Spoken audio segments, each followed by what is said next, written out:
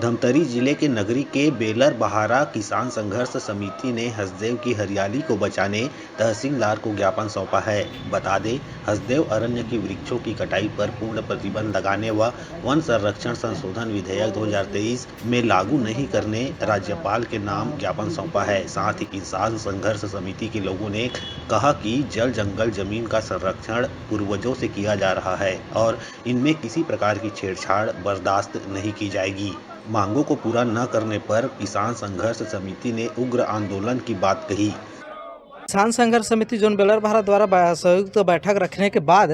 जो हसदेव अरण्य की कटाई हो रही है, उस संबंध में हसदेव अरण्य कटाई को पूर्ण रूप से प्रतिबंध लगाने एवं नया वन संरक्षण अधिनियम 2023 जो पारित हुआ है, कहीं ना कहीं वो उस अधिनियम को हमारे छत्तीसगढ़ में लागू न करने और उसको वापस लेने के संबंध में आज किसान संघर्ष समिति द्वारा ज्ञापन दिया गया है। जो कि हम वन क्षेत्र के निवासी हैं तो हम जानते हैं कि हमारे पेड़ों की कटाई के बाद हमें कितना तकलीफ होता है। जो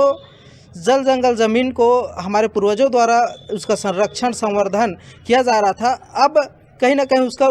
दोहन किया जा रहा है वर्तमान सरकार द्वारा। तो कहीं ना कहीं उसका विरोध हम किसान संघर्ष समिति जोन बेलर बहारा की ओर से करते हैं और शासन से गुजारिश करते हैं कि ऐसे जो हमारे जल जंगल ज़मीन को की जिस तरह से दोहन हो रही है उसको पूर्णतः प्रतिबंध करने के मांग हम शासन से करते हैं।